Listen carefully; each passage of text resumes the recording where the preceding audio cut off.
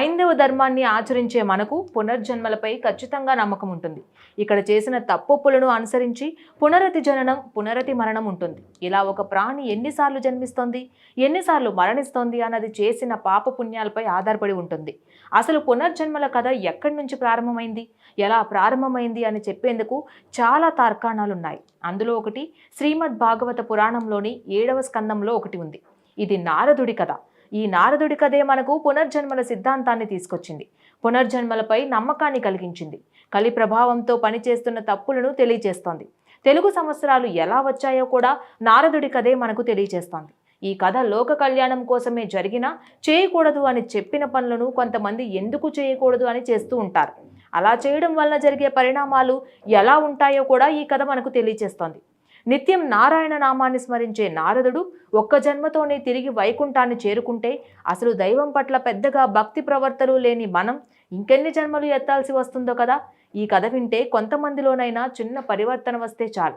మరి ఆ కథ ఏంటో తెలుసుకుందామా? వైకుంఠం నుంచి శ్రీ మహావిష్ణువు తన అనుంగ శిష్యుడు అయిన నారద మహర్షితో కలిసి ఒకరోజు కోరికలు, పునర్జన్మ గురించి చర్చిస్తూ సుదీర్ఘమైన ప్రయాణం చేస్తూ ఓ నీటి ప్రవాహం వద్దకు వచ్చి ఆగారు.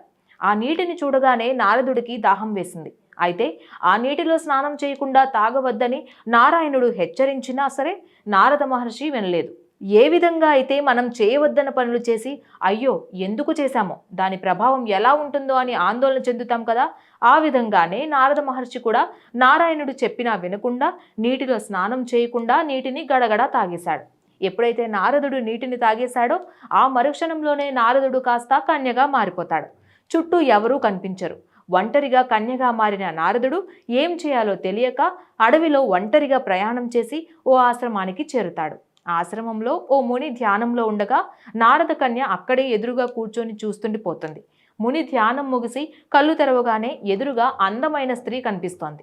వెంటనే ఆమెను వివాహం చేసుకుంటాడు. వైవాహిక జీవితం ఫలితంగా వీరికి 60 మంది సంతానం కలుగుతారు. ఒకరోజు ఆమె భర్త, 60 మంది పిల్లలు అకస్మాత్తుగా వచ్చిన వరదలో మునిగి మరణిస్తారు. నారద కన్య ఒక్కతే బతుకుతోంది. మరణించిన భర్తను 60 మంది సంతానాన్ని కననం చేసే శక్తి లేక అలానే కూర్చుండిపోగా కాసేపటి తర్వాత ఆకలి వేస్తోంది. ఆకలి మనిషిని ఎలాగైనా మారుస్తుంది అనడానికి ఇదొక నిదర్శనంగా చెప్పాలి. ఎందుకంటే ఆకలి వేసిన కన్యకు ఓ మామిడి చెట్టు కనిపిస్తోంది. కానీ దానిని ఎక్కే శక్తి ఆమెకు లేదు. అందుకే తన భర్తను, మరణించిన పిల్లల శవాలను ఒకదానిపై ఒకటి వేసి వాటి మీద ఎక్కి పండుకొస్తుంది. అలా పండుకోసే సమయంలో ఓ ఋషి ఆమెకు కనిపిస్తాడు. భర్త, పిల్లలు మరణించిన తరువాత స్నానం చేయకుండా పండు కోసుకొని తినడం అశుభంతో సమానమని ముందు స్నానం చేయాలని ఆదేశిస్తాడు. ఆ ఋషి ఆగ్రహాన్ని చూసి భయపడిన నారద కన్య మామిడి పండును పట్టుకొని అక్కడే ఉన్న ప్రవాహంలోకి దిగుతోంది. అలా ప్రవాహంలోకి దిగి మునక వేయగానే కన్య కాస్త నారద మహర్షిగా మారిపోతాడు. ఎదురుగా శ్రీ మహావిష్ణువు కనిపిస్తాడు. తాను చెప్పింది విని ఆనాడే ప్రవాహంలో స్నానం చేసి నీటిని తాగితే బాగుండేది కదా, స్నానం చేయకుండా నీటిని తాగి కన్యగా జన్మించావు, ఇప్పుడు స్నానం చేసి ఆ పాపం పోగొట్టుకున్నావని అంటాడు. అంతేకాకుండా నారద కన్యను కట్టుకున్న భర్త కాలపురుషుడని, కలియుగంలో అతని ప్రభావం ఎందరిపైన ఉంటుందని, పునర్జన్మలకు కలి ప్రభావం కారణమవుతుందని చెప్తాడు. ఇక 60 మంది సంతానం 60 సంవత్సరాలుగా ఉండిపోతారని వరం ఇస్తాడు. ఎవరికైనా తీరని కోరికలు ఉన్నా బతికుండగా అనుబంధాలను పెంచుకొని ఆ మమకారంతో మరణించినా మరలా తిరిగి జన్మిస్తారని ఈ కథ మనకు వివరిస్తోంది.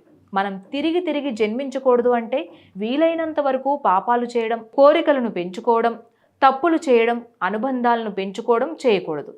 Please subscribe to the channel and download the Politicos app from the links in the description.